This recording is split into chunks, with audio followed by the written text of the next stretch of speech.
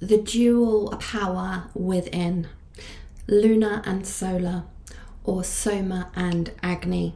In exploring and comparing various spiritual teachings, we always find a fascinating interplay of two forces.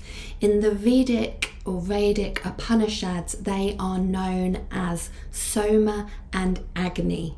Just a few other examples of this dual principle would be lunar and solar, water and fire, or magnetism and electricity. In Vedic thought, Soma and Agni are the twin principles behind all universal workings. They say that Soma is the psychological or soul essence of feeling, love, inspiration, and creativity. And when we think of creativity, we shouldn't limit our lens to the obvious forms of art or cooking, which are great, of course, but we should also consider the creative essences within us that not only maintain all the physiological workings of our own bodies, but can also create new life. On top of this, our creativity also includes everything that we hold in our imagination that manifests in reality as well. So our creative forces are seen in our visionary doings, but they also govern the inbuilt process of generation and regeneration and the mechanism of creating new realities through manifestation. As the subtlest form of matter which feeds or creates all the billions of cells of known life, Soma is present with all of these inner and outer workings of the soul or psyche. Other names for Soma include prima materia, first substance, protoplasm, and Ananda. Soma is synonymous with the sacred secretion or Christ oil, the CSF, firstly because it's present in every physical cell and neuron of the body, and secondly because Vedic tradition says that during meditation the brain secretes a variation of Soma described as the biochemicals of enlightenment that creates bliss in the body, mind, soul, and spirit. To fully understand the force or essence of Soma, we must look at its fiery counterpart, Agni. Agni is the fire, the light or energy principle in the Vedas. While Agni is fiery, Soma is likened to oil or honey and represents the fuel in the flame of awareness. Soma has an oily quality that can nourish and sustain fire, Agni. So if we liken the mind to a candle, Agni is the flame of knowledge or thought, and Soma is the oil, the fuel of devotion and emotion, our soul. And our temple bodies need a balance of both to work at their optimum capacity. On a deeper level, Agni is the fire of consciousness that is reflected in Soma, or the water of bliss. And in this way, Agni and Soma are two entwined aspects of God, or Brahma. Soma's highest expression is said to be the delight inherent in existence without dependence on external objects. It is believed that seeking objectless joy through internal consciousness leads to lasting bliss. This idea, explained in the Vedas, reminds me of Philippians 4:7, which says, "And the peace of God," goodness or true source love, "which surpasses all understanding, will guard your hearts and your mind in Christ Jesus, I am." So this kind of peace, bliss, or indeed Soma, is the lasting happiness that everyone's looking for. It's not just a temporary pleasure that fades and eventually causes pain or hurt. It's the real deal. It's transcendence and knowing that right now, in this very moment, we are here and we are enough. Just as we are enough right now. There is nothing to add to make you enough. There is nothing to take away to make you enough. Right now, in this moment, you are already and always have been and always will be enough. This is Soma. This is the consciousness of bliss that evokes all those beautiful biochemicals. Objectless joy is true and lasting. We can experience it simply by being aware and mindful, because it comes from within and it's not dependent on any external source. We can access this state simply by being the witness, stepping back and finding joy in the observation of every moment without getting tangled up in external pleasures. This reminded me of a U2 song. Oh love, look at you now, you got yourself caught in a moment and you can't get out of it. But you can get out of any moment simply by stepping back and adopting the witness state, remembering that you are the witness and smiling at the scene in front of you, knowing that you are already perfect, you are already enough, you are already bliss. Then the Eden consciousness and the true bliss bubbles up, because you know that you are in the world but not of the world, as the Bible puts it.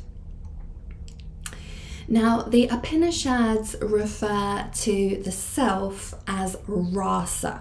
So rasa, or the self, is said to encapsulate the essences of water, fire, wind, earth, and space. So spirit or light. And all of those elements or essences converge in Soma. Now, this description is more literal than you might first imagine, because these are also the elements that make up our water-born DNA selves or cells. Water is hydrogen, fire is nitrogen, wind is akin to oxygen, earth signifies carbon, space, so spirit or light, is synonymous with phosphorus. So these spiritual theories contain true science. All of those elements are present in our CSF, in our Soma, in the subtle lymphy waters of our body. And in those waters are built our strands, our double helix DNA serpents, the 5-sided dodecahedron ratcheting out of the water. So in the rasa is all of those elements. In the self is all of those elements. In the Soma, in the water, is all of those elements which are creating and building the self, the experience of life. Now let's take a quick look at Agni and Soma more specifically. So Agni is the upward kundalini force. It represents our will or our aspiration to the truth. And the lower 3 chakras, so the root, sacral and solar, particularly the root actually, or the earth chakra, are the region of Agni, also known as Agni Kanda. Agni represents the limb of yoga called Jnana. which pertains to knowledge, and it builds through us through the heat and friction of self-awareness and self-reflection. And this is the main upward movement of the soul towards enlightenment. Know thyself. By posing the big questions, by entering into a state of jnana, you build that upward fire, that upward current. Looking more closely at Soma, we see that the crown chakra is known as the region of Soma, which is also known as Chandra Kandra, and Chandra means moon. According to the Vedas, Soma flows into 1,000 streams, and this is a reference to the 1,000 currents of the crown chakra, the Sasarara, or the 1,000-petaled lotus, also equal to the Christ mind, which is symbolized by the number 1,000. And Soma is the descending force, all of those secretions that go downwards and the magnetism that pulls downward. It represents what inspires us and the goals that we seek. Soma represents the limb of yoga called bhakti, which I talk about a lot. It's a state of loving devotion which builds through the flow of surrender and letting go and loving everything and approaching life without judgment. And this is the main descending movement of grace. For all of these reasons that we've discussed, Agni, fire, is represented by an upward facing triangle, and Soma, water, is represented by a downward triangle. And as Agni rises, Soma descends. The oily drops of Soma, the sacred secretion, Christ oil or CSF, provide the fuel for Agni to aid its upward movement.